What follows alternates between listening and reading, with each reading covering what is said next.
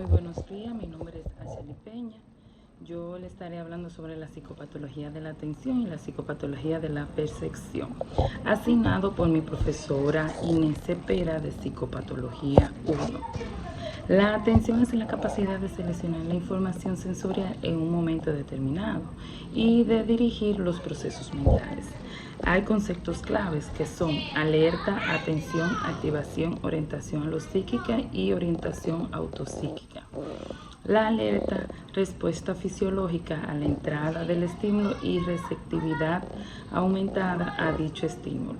La atención, mecanismo selectivo en función de la categorización de los estímulos y que modifica el proceso de alerta. Activación, preparación cognitiva para la acción, cuya presencia es condición necesaria para los anteriores. Orientación alopsíquica en tiempo y espacio, orientación autopsíquica respecto a la propia identidad. Atención como proceso cognitivo. Después del planteamiento cognitivo, el objeto de estudio es el funcionamiento de los procesos de conocimiento anormal, tanto en situaciones naturales como artificiales. Clasificación de Red en el 1988. Atención como centración. Capacidad para fijar de la atención sobre los estímulos, objetos o situaciones. Atención como selección, capacidad de la atención para discriminar los estímulos relevantes de los no relevantes. Capacidad de limitar de la atención. Atención como activación. Focalización atencional y su nivel de intensidad y está íntimamente relacionado con el nivel de activación o estrés del sujeto. Activación como vigilancia, alta receptividad y sensibilidad hacia los estímulos ambientales. Atención como expectativa set o anticipación. En función de su experiencia previa y su conocimiento, el sujeto es capaz de anticipar o prepararse a ciertos resultados, así como adaptar sesgo en el procesamiento de la información. Efecto de la atención como expectativa, positivo y negativo. El positivo es mayor rapidez y eficacia al consumir menos resultado cognitivo. Negativo, decremento en el rendimiento y aumento de errores cuando no se cumplen las expectativas. Clasificación funcional, falta de atención y trastorno de la concentración, estrechamiento de la atención, oscilaciones de la atención y la concentración.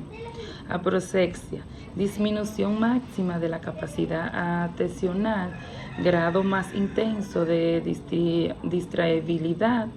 Esta se mantiene fijada en determinados contenidos o vivencias donde resulta imposible movilizarla.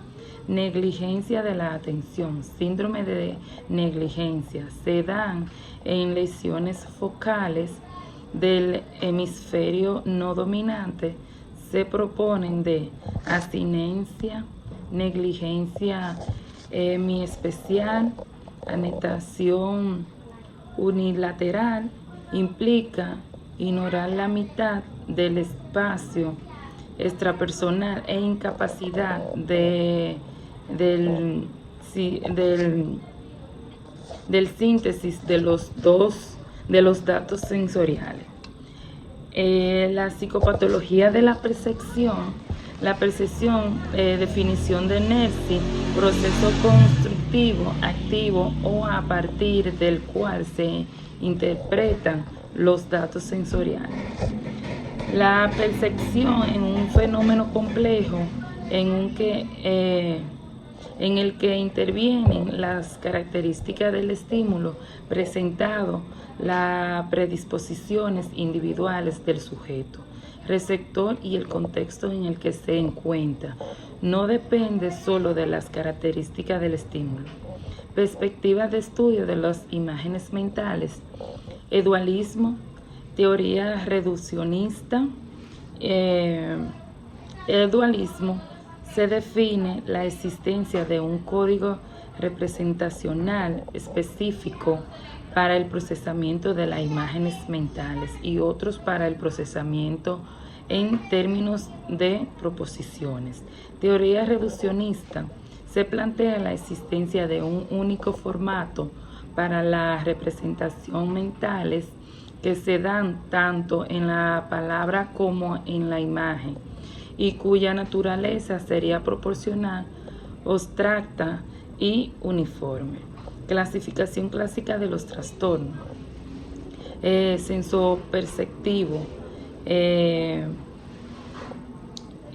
distorsiones perceptivas o sensoriales. La percepción distorsionada de un estímulo existente se produce cuando el estímulo fuera del sujeto se percibe de forma distinta a la esperada, teniendo en cuenta sus características formales. Distorsiones en la percepción de la intensidad de los estímulos, su tipo y potencia. Percepción excesiva va de la intensidad del estímulo. Gracias. Hasta aquí mi parte.